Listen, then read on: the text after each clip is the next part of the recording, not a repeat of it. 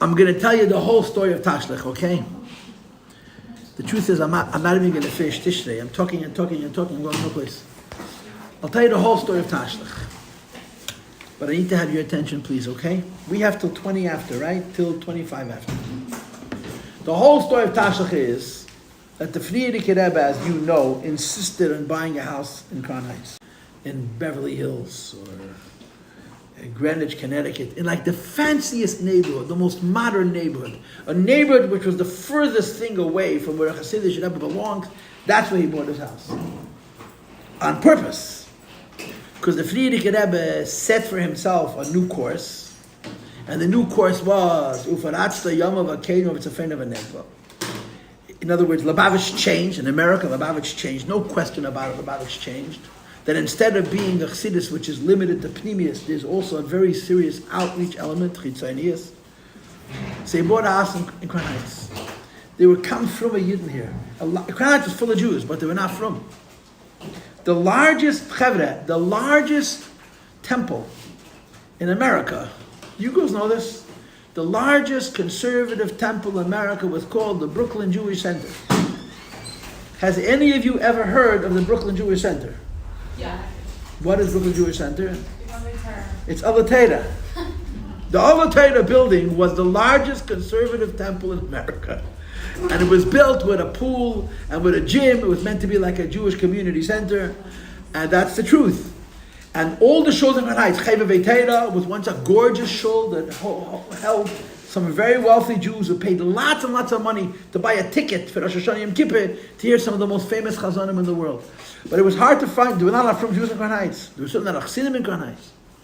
So the Chassidim used to walk from the poor neighborhoods. What were the poor neighborhoods? Williamsburg, which is to the north, and East New York, and Brownsville, which is to the south. I don't even know exactly where they are, but it's southeast of Crown Heights. But almost none of the Chassidim lived in Crown Heights. I heard that the Rebbe didn't have a minyan pashut. And there was a Yid in Crown Heights, a Chassidish Rebbe who had a minyan, who pashut closed his shoulder, took all his albat, in 770, so the Frierdiker Rebbe should pashut have a minyan.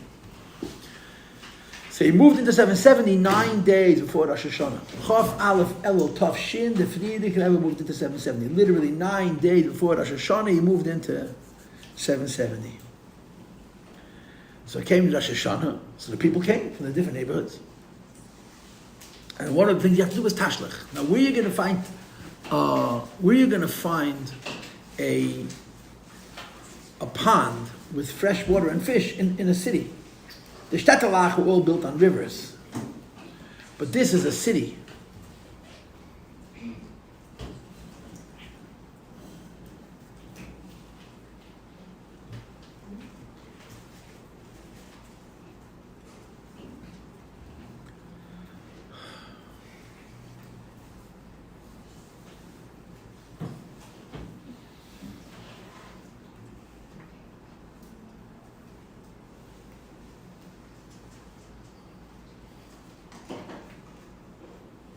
So people who lived in cities oftentimes did not do Tashlich. If you didn't live near a pond or a river, you couldn't do Tashlich. So what you would do is, you would do Tashlich Aseres Mitzvah. So the Frierdiker moved into 770. So the Chaver started looking where there is a pond that you can do Tashlich. And there's a pond literally a mile away from 770 in the Botanic Gardens, which are west of 770, right next to the museum. After the museum, before the library, there's the Botanical Gardens, goes from Eastern Parkway till Empire Boulevard, as I'm sure you know. And they have on the north side, near Eastern Parkway, they have a pond. Now they're redoing it all. So where the Rebbe stood and did Tashlich has disappeared, unfortunately. So they would walk. Now there were a lot of Yidden that went to Tashlich. This is 80 years ago, so even the conservative Jews must have went to Tashlich in those days. More than 80 years ago. So the park would stay open. The park closes 5 o'clock. Rosh Hashanah they stayed until like 7:30 or whatever, till the sun went down. So people came to do Tashlich. So they marched, right? The next year, our Rebbe came. Our Rebbe showed up. Our Rebbe came Tafshin Aleph in Sivan. So Rosh Hashanah, Tafshin Beis, was the first Rosh Hashanah that the Rebbe was in America. And the Rebbe asked somebody, is there a place to do Tashlich on Rosh Hashanah, or are we going to go do Tashlich during the Aseres Yimei? And the Rebbe, no, just 20 minutes away, it's a 20-minute walk, there's a pond, we all do Tashlich. What time are you going? 5 o'clock. So at 5 o'clock on the first Rosh Hashanah of the year 1940 to 41, Tafshin Aleph, the Rebbe went out of 770, and there were about 80 men and boys, which seems to me like a lot of people. 80 men and boys gathered in front of 770 to walk to Tashlich. One of the 80 men and boys who marched to Tashlich is the one who told the story I will now tell you. His name was Rabbi Zalman Posner. Rabbi Zalman Posner. All Shalom. He was 14 years old. Basically an American. He was technically born in Israel, but he grew up in America. He was a very smart kid. He was very American. He was very Chassidish, but also very American. And he was acutely aware of the fact that he looked different than other people. He had a hat, he had a jacket, his beard was starting to grow in.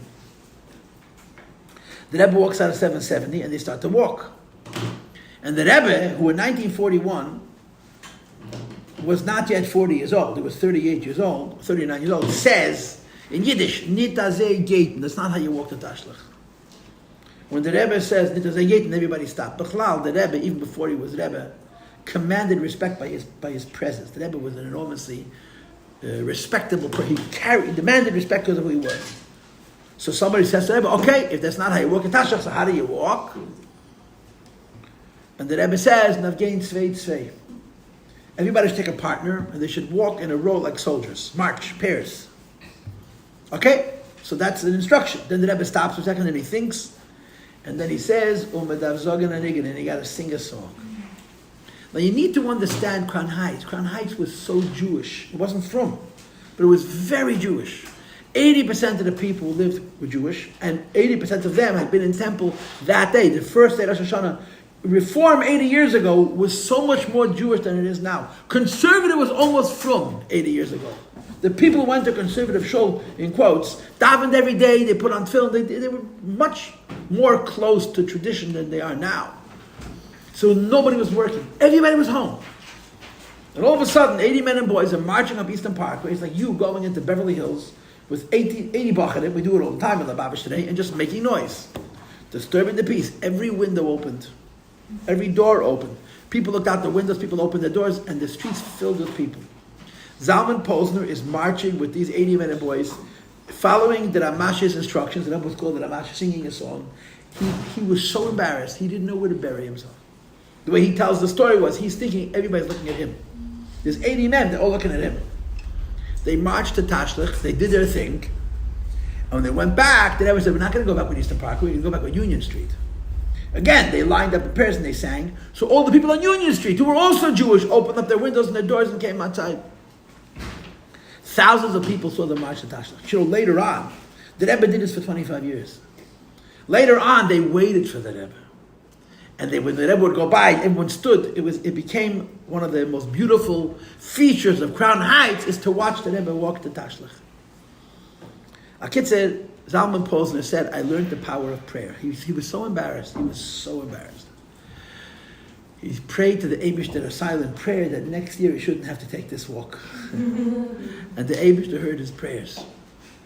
How did the Eibishter hear his prayers? There was an old mashpia by the name of Rabbi Shmuel Levitin. In 1940, the Emma says he was only 60 years old.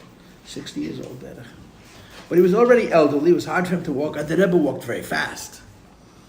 So Shmuel said to Zalman Posner, I cannot walk as fast as the Ramash.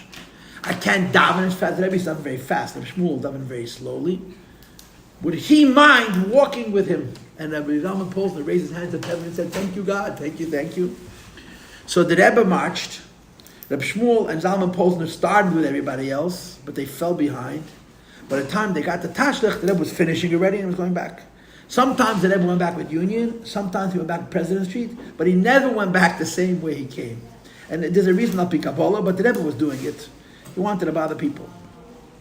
So Zalman Posner and Rabbi Shmuel finished Tashlich. They're like 10 or 15 minutes behind the procession.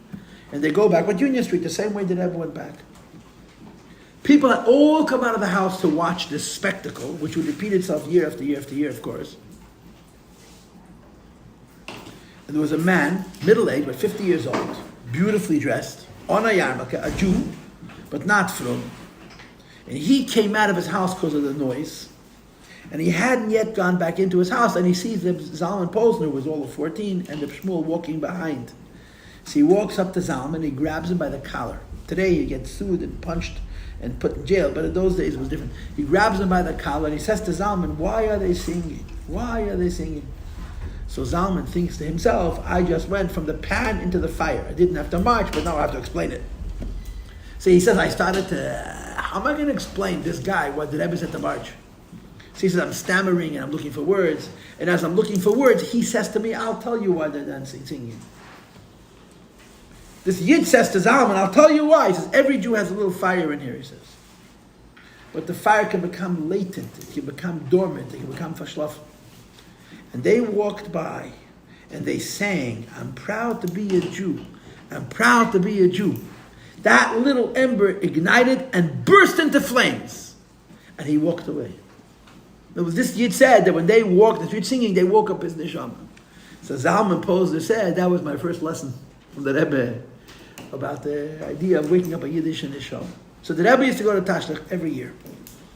There's two stories. I mean, the reason it stopped, from what I understand, was people knew that it was coming. So there were Yiddish papers that were not from.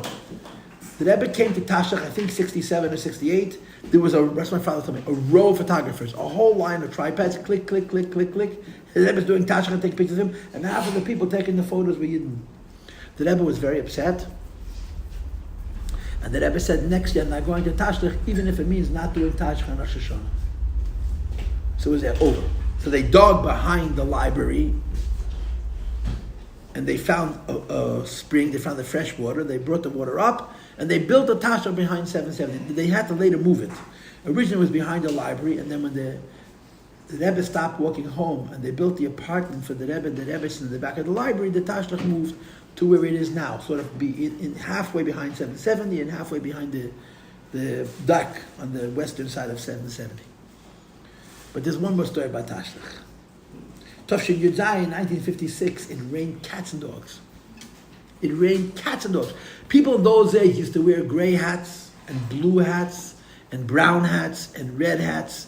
I heard whatever color hat you wore, that was the color of your shirt. They ran, the shirts were red and blue. It poured. Now most people didn't go to Tashlich. But the Rebbe doesn't get this ball from rain. The Rebbe gets a kick out of walking in the rain. So the Rebbe went. I don't know what he did with his siddur, but he went. Everybody went with him. They got to the botanical gardens and they were locked. Because the people of botanical gardens figured that because of the rain, no one's going to come today, they'll come tomorrow. The Rebbe comes to the botanical. That gate is still there. You can go and see it before they knock it down. It's about 14 feet tall. It's a turnstile. In other words, it was not a problem going out, but you couldn't go in. And the Rebbe climbed over the gate. Now, when the Rebbe started climbing the gate, people started to help him. And the Rebbe looked like, get off, don't help me. The Rebbe climbed over the gate. The Elter Chassidim Rebbe had a very, very hard time. But everybody climbed over the gate in the pouring rain, and they did the Tashlich, and they came back. By the time they came back, it stopped raining. Huh? How old was he? The Rebbe? In 1956, the Rebbe was 54 years old, 53 and a half years old. 54 years old. When they came back, it stopped raining. So the mood was so electric. People told me that literally their shirts were colors. It was like a felt like a rain. So they started dancing in front of 770 spontaneously. The Rebbe looked out the window. He saw the dancing. He came out on Rosh Hashanah, which is such a holy and serious day, and he gave mashke to everybody who went. One guy came by and his suit was dry, and the Rebbe touched his suit. And the Rebbe said to him, what happened to you? He said, I knew it was going to rain, so I went before the rain. The Rebbe said, I'm not giving you. Another guy, his suit was dry. The Rebbe said to him, what happened to you? He says, I went home and I changed. So him the Rebbe gave. But that's not the end of the story. I'm sorry? It's my grandfather. Who's your grandfather? I think one of them. Yeah, it was. That who got the mashke or didn't get the mashke? No. They changed his jacket. Who's your Zayda? He changed. Wait, but there's one more story. Listen. The Rebbe had a chassid who was a very famous chassid. His name was Rabbi Yankel Hecht, J.J. Hecht. J.J. Hecht in those days had one of the largest shuls in Brooklyn. He was a very young man, but he was very gifted as a speaker, and he got a very good position. He was the Rav of a shul called Rabbi Solmeir HaKohen, the Chavetz Chaim shul in Flatbush. It was in East Flatbush. It was a massive shul, and one of the richest balabatim from Jews in Brooklyn davened in his shul. And he asked the Rebbe what he should do. He can join with the Rebbes Tashlich, but if he joins the Rebbes Tashlich, in shul they're going to be talking about the Brooklyn Dodgers. The Brooklyn Dodgers were a few blocks away. You can walk to the baseball stadium. Or you can stay in shul and speak divrei Torah on Rosh Hashanah. So the Rebbe told him like this. You should open up the sink in your house and let the water run. And as the water is running, you should say the Tashlich. Then go to shul and fabring with the people. And during Aseret Yimei Tshuva, go find the pond and you'll do a Tashlich a second time. So Rabbi Hech did not take the annual march to Tashlich. So after this rain, the next night was a fabringen. And at the end of the fabringen, the Rebbe became Bracha. Yankel Hecht, J.J. Hecht, who the Rebbe loved like a son, and he loved the Rebbe like a father, walks by the Rebbe, and whenever the Rebbe would see him, the Rebbe would smile. The Babish, every time the Rebbe saw the Rebbe would smile. He walks by the Rebbe, and the Rebbe leans over, and the Rebbe says to him, when I was climbing over the fence yesterday, it crossed my mind, what a pity Yankel is not here. Hashad, Yankel in it. That's what Rabbi Hecht repeated the story once in 770. The Rebbe leaned over. He offered him the information. Ashad, it's a pity that Yankel is missing this. Ashad of Yankel in it. That's the story with the Tashlich. So until like 67 or 68, the Rebbe used to walk. He stopped walking, not because he couldn't walk, but because they started to take pictures of him. There are pictures of Tashlich. They once published a picture of Tashlich on Rosh Hashanah. But apparently the last time, there were like tons of photographers, and the Rebbe wasn't happy about it, so he said he's not going. Matzah Rosh Hashanah was always a fabringen. The end of Rosh Hashanah was always a fabringen. And the highlight of the Matzah Rosh Hashanah fabringen was what you girls now call, we all call today, Seder Nigunim. The idea of singing the Nigunim of all the Rebbe was started by our Rebbe, Matzah Rosh Hashanah. The fabringen was very short. The Matzah Rosh Hashanah fabringen was very short. The Rebbe would come in, it would wash, before the Shkiyah, he would wash, and he would eat bread, and then he would ask that you sing all the Negunim from all the Rebbe in front of Baal Shem Tov. On years like this, did they do it? Wait, I'll tell you in a minute. I'll get you in a second. Good question. The highlight of the Rosh Hashanah fabringen was a very, very long maimer, an hour. Because the Rebbe wanted to start the maimer while it was still day, and to finish the maimer when it was completely night. To connect the head of the year to the body of the year. And the Rebbe used to say, this is how all the Rabbeim behaved. They connected the head of the year to the body of the year. They would sing the Nugunim of all the Rabbeim. The Rebbe would bench at the end of the fabringen.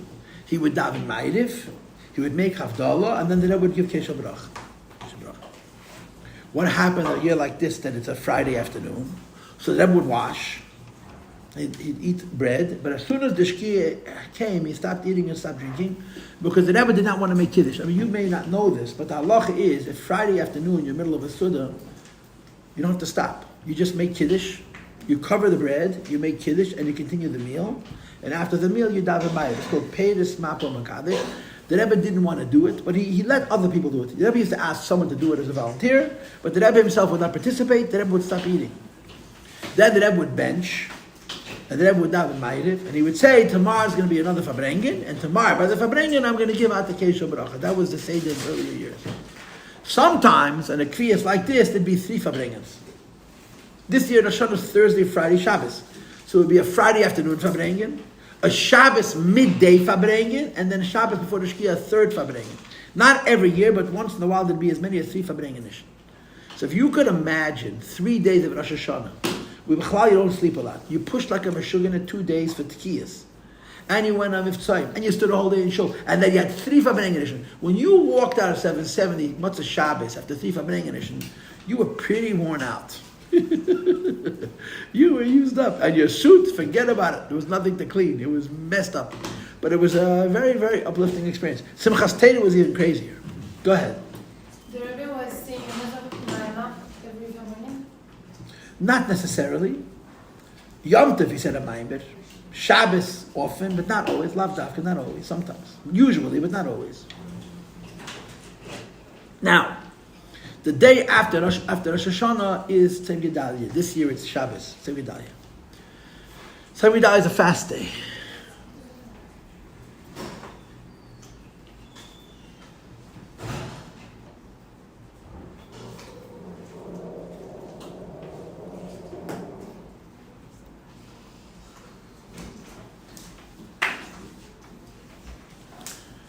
The Rebbe introduced a minhag in Tafshil Lamed Ches. after his heart attack, which is brought in Shulchan Aruch. It says in Shulchan Aruch that api halacha, on a fast day you're allowed to work. On a fast day you're allowed to go. You have a job, you're allowed to go to work, except for one. Tisha B'av, you're not allowed to work. Tisha B'av, you're not supposed to work. The first half of the day, for sure not, and it's better not to work a whole day. But api halacha, you're allowed to work on a fast day. So why is everyone working with kids? That's not work. That's taking you the kinder. But the minhag was that if you went to work on a fast day, you would close your shop at noon, a little bit after noon. You would go to shul to an early mincha, and after mincha you wouldn't go back to work. You would sit in shul, and someone would get up and speak words of tshuva, words of Hesederis for tshuva. It says in halach. And that's how it used to be for a long time, that people would go to work in the morning. After noon, they would close their businesses. They would come to the shul for an early mincha, and then they would do what's called divrei kavushin. So the Rebbe said this old minhag was forgotten. A few hundred years ago, that was the custom. The people used to say divrei kavushin in the shul, and then it stopped. And the Rebbe said, I'm going to start this minhag again. So on every single fast day, from Asar B'Teves Tashlich till Asar B'Teves Tashlich and Beis, the Rebbe would speak after mincha. And he would speak about the fast. And after the fast, the Rebbe would give dollars through the Tankistin. It became a regular seder. On a fast day, the Rebbe would speak sichas and give dollars, except Tisha B'Av, but the Rebbe didn't speak. That was Semidaya. Now the next thing, of course, is Vav Tishrei. Vav Tishrei is the yahrzeit of the Rebbe's mother. Once the Rebbe's mother passed away, the Rebbe would honor his mother. Number one, he would daven for the Yom. He would say all three tefillos. The Rebbe was a chazan. Number two, the Rebbe always went to the oil on his mother's yahrzeit. And number three, the Rebbe made a fabrengen. The fabrengen of Vav Tishrei was not really a Tishrei fabrengen. It was a yahrzeit fabrengen. Many times the Vav Tishrei fabrengen didn't even have a maimed. She just asked me if the Rebbe said a maimed every fabrengen. Sometimes Vav Tishrei was no maimed, because Vav Tishrei was really a yahrzeit fabrengen. What was the highlight of a yahrzeit fabrengen? What was the most important feature of a yahrzeit fabrengen? The most important feature of a yahrzeit fabrengen was a siyum mesechta. And the logic is, someone explained this to me, that it says in halacha that on the day that you lose a parent, you should fast. There's a tainus, yoim shemeis pei aviv ve'imun. There's a concept that on the yahrzeit of a parent or of a teacher, you fast. It's brought in Shulchan Aruch. The Rebbe is very frum, but he didn't want to fast. So one of the ways of getting around fasting on the yahrzeit is to make a siyum mesechta. You finish a mesechta, so it becomes a yom tif, and you eat because it's a yom tif. So the Rebbe used to always make a siyum mesechta on Vav Tishrei, on Yud Shvat, which is the yahrzeit of the Frierdiker Rebbe, and on Chof Menachem, which is the yahrzeit of the Rebbe's father. And that's what the fabrengen of Vav Tishrei was. Now, when the Rebbe's and Achei Temimim passed away, the Rebbe stopped fabrengen during the week, no more. Fabrengen only Shabbos. After the Rebbe lost his wife, after the Rebbe's Achei Temimim passed away, the Rebbe fabrengen every single Shabbos for 4 years to the week, from Vayakel to Vayakel. Vayakel Memches to Vayakel Nun Beis is 4 years to the week. The Rebbe fabrengen every single Shabbos. But he never fabrengen during the week anymore. He just spoke sichas. So what happened at Vav Tishrei after the Rebbe lost his mother? It became the day for the Machon Yisrael Development Fund. Are you aware of the Machon Yisrael Development Fund? You heard about it? Yeah. It was some of the shluchim came up with the concept. They presented it to the Rebbe. The Rebbe liked the concept and he adopted it. And the Rebbe wrote the bylaws of the Machon Yisrael Fund. Machon Yisrael Fund meant that if you would join the group of Machon Yisrael members, you had to give the Rebbe $100,000 for tzedakah over the course of 5 years, which is $20,000 a year, which is $10,000 each time. Some people, instead of giving the Rebbe $100,000, would give the Rebbe $1 million, so they gave each time $100,000. If you would join Machon Yisrael, so that you got to give tzedakah to the Rebbe, and the Rebbe could do with the money what he wishes. It wasn't for whatever the Rebbe wanted. The rules of the Machon Yisrael Development Fund were that it has to be in addition to all the tzedakahs you give. It can't be at the expense of something else. Whatever tzedakahs you gave until then has to continue. This was on top of that. But if you joined the Machon Yisrael Development Fund, you got to meet the Rebbe personally. It was a great incentive. It started off small. By the time it finished, it was hundreds of people, including many Lubavitchers.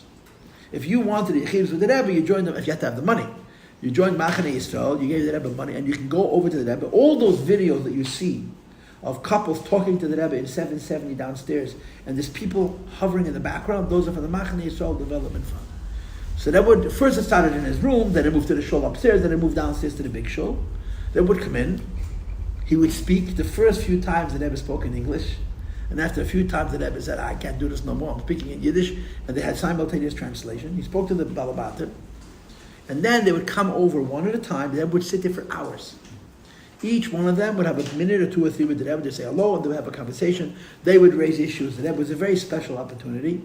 Once the Rebbe stopped Fabrengen and Vav Tishrei became the date that the Rebbe would meet the Gevirim during Aseret Tshuva. The Rebbe met them twice a year, during Aseret Tshuva and before Pesach. And Vav Tishrei became, if it wasn't Shabbos, became the date that the Rebbe would meet the Balabatim in 770. And you see the videos, you see that by the time Nun Beis came, it was pushing hundreds of men and women. A lot of people joined. Next, Erev Yom Kippur. Erev Yom Kippur is a funny day. Why? Because Erev Yom Kippur we don't say Tachna. But only in the morning. By Kishma Shalamita we do say Tachna. In the morning you don't say Tachna. The Rebbe would come from his house to 770 very, very early. Very early means like 6:30, which was very uncharacteristic. The Rebbe usually came later. And in the Rebbe's room was already waiting for him his chicken. The Rebbe would go into his room and he would do kaparas in his room. He didn't see the Rebbe doing kaparas. Now, the Rebbe would hold the chicken. I mean, I don't know how many of you know about holding chickens, right? We hold the chicken by the wings. Al pi svara, al pi seichel, holding a chicken by the wing has to hurt the chicken. It's like somebody holding you by the arms. The correct way to hold a chicken, according to Hilchas Pita, is by the legs. You hold the chicken by the feet and you press down on the wings instead of holding the wings. It's just harder. And if you're afraid of chicken, like all from Jews are, you're so nervous about the little chicken, so you hold them by the wings. It hurts the chicken, but you feel safer. The Rebbe, they would tie the legs together for the Rebbe, and the Rebbe would hold the chicken by the legs. He wouldn't hold it by the wings, and he would press down on the wings. The Rebbe held it in a way which was much more humane. It was less painful for the chicken. Then we used to walk out of his room, holding the chicken by the legs and putting down the wings. He'd walk to the side, to behind 770, and the Sheikhet was waiting for him. In the years that I remember, the Sheikhet was Rabbi Kalmanson, Yisrael Shimon Kalmanson. Way back when, before I could remember, it was Rabbi Yechon and Gordon. There may be Gordons in the room, I don't know. Rabbi Yechon and Gordon was the Rebbe Sheikhet. You're the Gordon? Huh? The thing was, if you were the Rebbe Sheikhet, there was something else that came along with it, which was not so much fun. Whoever was the Rebbe Sheikhet had to give the Rebbe Malchus. Erev Yom Kippur is a custom. The girls don't do what the men do. Before Mincha, you get flogging. And you get down on the floor, and someone stands behind you, and he hits you 39 times in the back. V'urachom is 13 words. V'urachom mechaperov v'lei yashav hebel lahoshav ape v'lei yar kol chamasei. V'urachom mechaperov, 13 times 3 is 39. Now imagine going into the Rebbe's room and the Rebbe gets on his hands and knees and you're standing behind him and you're hitting him 39 times. But someone had to do it. And the Rebbe said, the Sheikhet has to do Malchus. They say that Yechon and Gordon, when he gave the Malchus the first time, went into the Beis HaMedrash and he spent the whole afternoon crying. He hit the Rebbe. This became the minig. When he passed away, Reb Shimon Kalman got the schus, and he would shech the Rebbe's kapara and give the Rebbe Malchus. So the Rebbe would stand there. It was about 7 o'clock in the morning. And he would shech the chicken. He had an upside-down garbage can with a little tray with a little sand. Because as I'm sure you know, when you shecht birds and wild animals, not domestic animals, not cows and goats and goats and sheep, but when you shecht venison, let's say shecht deer, or birds, there's a mitzvah sasei de'erais of kisui adam. Al kisui adam. You shecht cows and goats and sheep, there's no kisui adam, there's no mitzvah. But for birds, there's a mitzvah to cover the blood. And there's actually a bracha, shekin d'shanu, mitzvah mitzvah al kisui adam. So the sheikh would shecht the chicken. He would drip some of the blood into this little sand dish that he was holding. He would throw the chicken into a garbage can. He would pull out from the back of the bird 3 feathers and make them into a scoop. And he would hand it to the Rebbe. The Rebbe would make the bracha. He would shuffle some of the sand onto the blood. He would tell the sheikh, thank you, and go. The whole thing took 2 minutes. Go back to his room. If I am not mistaken, and I could be wrong, if I am not mistaken, the Rebbe went to the mikveh Erev Yom Kippur in the morning. Bechlal, the Rebbe went to the mikveh Erev Rosh Hashanah. When he went to the oil, pardon me. Erev Yom Kippur, you have to go to mikveh. He did. The Rebbe did not go to the Erev Yom Kippur except once or twice. But he went to the mikveh, I think it was before Shachar. The Rebbe went only once a day to the mikveh. The Rebbe back to 770, and the Rebbe davened with the minyan. If you remember the class I gave you before, that the Rebbe Bechlal did not daven Shachas with the minyan. The first time the Rebbe davened, the few times a year the Rebbe davened Shachas with the minyan, one of them was Erev Rosh Hashanah or the Yom Kippur. The davening is uneventful. There's no tachanun. And girls, this is good to know. You may not know this. On days that we don't say tachanun, we do not say Avinu Malkeinu. The Chabad custom is Erev Yom Kippur, you don't say Tachnun, so you don't say Avinu Malkeinu. Other communities do, we do not. Okay? Shachris. What happened after Shachris? The Rebbe gave lekach. The Rebbe stood a whole day Erev Yom Kippur giving people honey cake. It's just so hard to understand. The Rebbe is so busy, such an important time. And what's the Rebbe doing? The Rebbe is handing people cake. But you have to understand how the Rebbe gave honey cake. There's videos of it. You can watch the videos. They're very interesting to watch. I was telling the girls yesterday that there's something called Ktoyim. They didn't even know what I'm talking about. There is a site that's called Rebbe Drive. Maybe it has other names. Are you familiar with it, Rebbe Drive? Yeah. So on Rebbe Drive, if you'll go in and you'll search for Ktoyim, I'm assuming it's spelled K-E-T-A-I-M or U-I-M, Ktoyim, or in Hebrew, Kuf Tes Ayin Yud Mem, you'll get a series of videos beginning from around 85, 86, in order, that go through all the happenings in 770. And in those videos, you can see the Rebbe giving lekach. They used to bring from the bakery boxes of cake, honey cake, cut into little squares. And the Rebbe stood by his door, and with his fingers would pick up a piece of cake, look you in the eyes, and say, Lishana Tevu Mesukah. And the Mesukah was so sweet. I remember as a child, I don't know why, but I remember the Rebbe saying to me, Lishana Tevu Mesukah. But the Rebbe looked at you and decided how much cake you got. If you were a married man, you got a piece and a half. If you're a bocher, you got a piece. If you're a child, you got a half a piece. So the Rebbe spent so much time giving cake. He looked at each person and decided how much cake he's giving him. But by the time the Rebbe was finished, the Rebbe's fingers were pure honey. Because he didn't use a napkin, he used a glove, he used his fingers. But some people are statechne, some people are proper. So they would put the cake in your hand and put the napkin on top. He took the cake with his hand, not with a napkin. He put it to your hand, and then he put the napkin on top. It was hygiene only in appearance only. The Rebbe gave everybody cake. It took a very, very long time. One of the most traumatic experiences I ever had in my life in 770 was Erev Yom Kippur. I stood in line with my father for 2.5 hours to get honey cake. They literally closed the door in our face. I was 12 people from the Rebbe, 50 people from the Rebbe. We were climbing up the steps to go into the Gan Eden Tachten, and they closed. It was 2:45. The Rebbe had to go out to Mincha. And I was so upset. I said, they can't let it 5 or 7. My father said, the Rebbe has to have Mincha. The Rebbe stood a whole day giving cake. And I could not understand why the Rebbe couldn't stay there for 5 more minutes, so I should get my cake. But it's so traumatic. The story must have happened 55 years ago. Not 55 years ago. 50 years ago. Ich denk every time I talk about the lekach, I remember that story. I got over it. I'm not angry at the Rebbe, you understand, but it was an experience. But the Rebbe stood a whole day giving cake. He would 2:45, he closed his door. 3:15 was mincha. After mincha was a bracha. He went back upstairs and continued giving cake. He gave cake right there the whole day. The Rebbe gave cake. Till about 5 or 5:30, and the Rebbe went home. Now, Erev Yom Kippur, you're supposed to eat the whole day, right? The Rebbe ate once Erev Yom Kippur at 5 o'clock in the afternoon.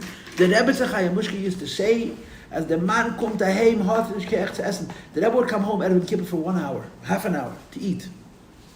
And the Rebbe said he would sit by the table and he couldn't eat. He didn't have the strength to pick up the food. The Rebbe was exhausted. He gave honey cake to people.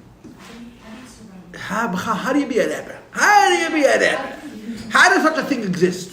You know what the answer is? The Eibishter makes it. Don't even try to think about it, because it's impossible. How did the Rebbe do what the Rebbe did? 100 people couldn't do what the Rebbe did. Huh? Would the Rebbe make the food? Of course. You ask different people, get different stories. Sometimes the food was bought. The Rebbe made food when she could. If she couldn't, she would buy it from Marmolstein's. You know what Marmolstein's is? Yeah. They trusted Marmolstein. And he wasn't even a Lubavitcher. He wasn't a Lubavitcher. And the Rebbe, he was in Crown Heights when the Rebbe moved here in 1941. The Rebbe didn't trust his kashrus. He lived on Sterling Street, on our block, till he passed away, him and his wife. And the Rebbe trusted their kashrus. It's a big thing. But the Rebbe used to buy food there, what she would cook. Yeah, I heard from people who knew the Rebbe cooked for the Rebbe. She didn't cook a gourmet meal. She cooked whatever she cooked. This is Lashon Hara. I once heard from somebody that the Rebbetzin told a lady, I regret never learning how to cook. When the Rebbetzin was growing up, they were rich. They had a chef. Really? In the Frierdiker Rebbe's house, before he was Rebbe, they hired a full-time cook. The Rebbetzin Nachamedin never cooked. So the Rebbetzin grew up in a home where somebody cooked for her. She didn't learn how to cook. So she said later on, I regret not learning how to cook. But she cooked, whatever she cooked for the Rebbe. The Rebbe wasn't going hungry. B'chlal, the Rebbe was interested in food like you're interested in I don't know what, in Sefer Yetzirah or Sefer Aboy or something like that. Anyway, so now, let's go to Mincha. A whole day gave lekach. I just want to say one thing about the lekach. Number one, Erev Yom Kippur, the Rebbe only gave lekach to men, he didn't give lekach to women. But Hoshana Rabbah, the Rebbe stood again a whole day giving lekach by the door of his sukkah. But on the Hoshana Rabbah, first the men would go, and then the women would give lekach not just to the men, the Rebbe would give lekach to women as well. This is number one. Number two, lekach was very labor intensive. It took a long time. Because the Rebbe used to pick up the cake, look at you, and put it in your hand. Lashon, I can hear the Rebbe say, Lashon Atei V'Mesukah. I don't know why, but I remember it. Someone of an idea that they should put the lekach in pre-packaged in bags. So they didn't have to choose the piece. He gave you a piece of cake.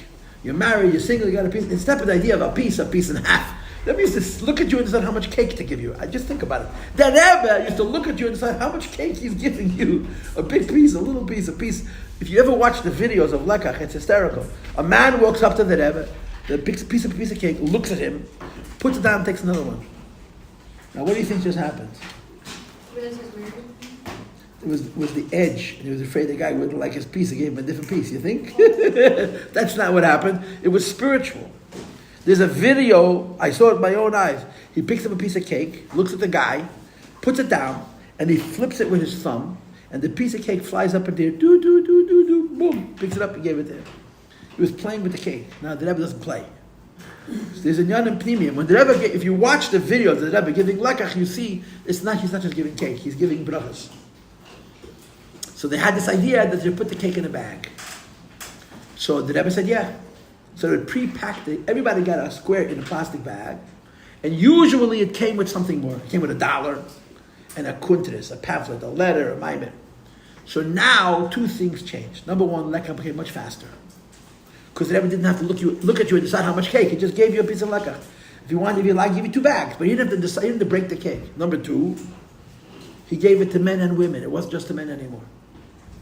And number three, it wasn't Erev Yom Kippur. During one of the Aseret Tshuva, because Erev Yom Kippur was very hard for the Rebbe. They made it easy for the Rebbe. One of the days of Aseret Tshuva, everyone would come to 770. Huh? What did he do when he stopped doing it? Erev Yom Kippur. Oh.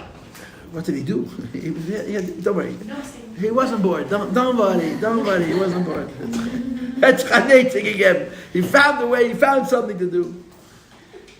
So this became easier for the Rebbe. And I mean, you see, I have to understand something. After the Rebbe's heart attack, we stopped going to the Rebbe. After the Rebbe's heart attack, we didn't go for lekach. We didn't go for Keshe Bracha. Used to ask somebody else to give you a piece of their piece because you were worried about the Rebbe's health. But once the Rebbe started doing the dollars and doing it this way, it was so much quicker, so much easier, we started going again for lekach. So for many years I didn't get lekach, and the late 80s and the early 90s, I again got lekach from the Rebbe, in these plastic bags with a kuntris, with a maimer, and always with $1. Okay, now, Erev Yom Kippur, the Rebbe gave 2 brachas. The first bracha was to everybody, and the second bracha was to the bochrim. Why not to the, also the girls? It's a good question. The answer practically is because there was no way it could be arranged, I think, but it's a good question. The Rebbe used to come downstairs to Mincha, and after Mincha, he would get up on a little platform and give a bracha. So wait, in the beginning, when the Rebbe first became a Rebbe, the bracha of Erev Yom Kippur was in his room. After Mincha, the Rebbe went into his room, the door would open, everybody would go in, and the Rebbe gave him a bracha. If there was too many people, not enough room, they would go in, they'd get a bracha, they'd go out, and the next group would go in. They'd get a bracha, and they'd go out, sometimes 3 groups, sometimes 4 groups, and the Rebbe used to repeat the bracha almost word for word. The brachas were very short in the early years. At some point, it was decided that instead of people going into the Rebbe's room and the Rebbe repeating the same bracha 2 or 3 times, the Rebbe would do it in shul, and he'd say bracha to everybody. And that became the minhag. The Rebbe would say a short bracha. But as the years passed, that bracha turned into a sikha. By the time I was growing up, the bracha at Yom Kippur could be an hour, 45 minutes, a half an hour, no problem. And the Rebbe spoke about all kinds of inyanim. And one of the things that the Rebbe would do in the bracha of Yom Kippur is he would give brachas according to the Seder of the Aleph base, which you have in the Machon of Yom Kippur's Musaf. Shnas Eira, Shnas Bracha, Shnas Gila, Shnas Ditza, Shnas Heid V'Hodar, Shnas Va'atev, Shnas Zachis Gedelis, Shnas Chasadim Gedelim. Every us of the Aleph base, give a bracha. And this would happen all of the years. The first year, 1951 to 52, Tafshin Yud Beis, everybody went to the Rebbe's room for the bracha after Mincha. And when they were about to walk out, the Rebbe turned to Yael Khan. In Tafshin Yud Beis, Yael Khan was 21 years old. He was a Bach in Yeshiva. And the Rebbe said to Rabbi Yael, Zog de Bacharim, Asfar kol nidre ze kenen arayin. Aber nor Bacharim. Tell the Bacharim that before kol nidre they come into my room, but only the Bacharim. This was a chiddush, it's never happened before. Because if you know from the Rebbe's Rishimis, the Rebbe's journal, it says that the half an hour or hour before Yom Kippur is only for family. The Rabbeim had many people in the house. And they would make arrangements that everybody should leave except their own children, the wives and children. It was a very personal time just for the family. And here the Rebbe asks for the Bachrim. The Bachrim walked into the Rebbe's room. The Rebbe was standing, already wearing his kapota and his kittel and his talis, with his talis over his head. And the Rebbe said to them that first time, Ihr lernt doch in dem Rebbes Yeshiva, sind ihr doch dem Rebbes Kinder. You're learning in the Rebbes Yeshiva, so you are the Rebbes children. And the Rebbe gave them a bracha like a father gives a son. V'daber Hashem v'shalem, v'daber al-an v'alem v'keitz v'archu, es b'nei sa'ovet v'rach Hashem v'yishmerecha, yoyer Hashem panu v'lecha v'chanecha, yisa Hashem panu v'lecha v'shalem, v'shalom v'shmei b'nei zomni v'arachim, a bracha. And after the bracha, he would say a few words about learning, about davening, about Avodas Hashem. When I was a bracha, that bracha became 5 minutes. It became a whole sikh. Now, in the beginning, that was in the Rebbe's room, that bracha. Later on, the Rebbe's room wasn't big enough. They made it in the hallway. Later on, the hall level, they went to the big room, the big shul upstairs. It got to the point that when the Rebbe gave the bracha to the Bachrim, it was so crowded that it would rain from the ceiling. The room was very, very, very hot. So after the heart attack, they made new rules. That to be in the front room, you had to be 23 years old. To be in the back room, you had to be either 22 years old or a chassan. All the other bachim stood in the courtyard by the windows. Now, I turned 20 in 1985. So many, many years I stood by the windows. Turned 22 in 1987. So you had to push to get a good place by the window so you could hear the Rebbe's bracha. Now, there used to be a mic. But the Rebbe has an early lich bench and an early shkia. So whenever the Rebbe's time for Yom Tov came, the mic would go off in the middle of the sikh. After the Rebbe's Achei Temimim passed away, the Rebbe made bench licht. So there was bechlal no mic because the Rebbe was after lich benchen. So it was, if you were not inside the room, it wasn't so easy to hear.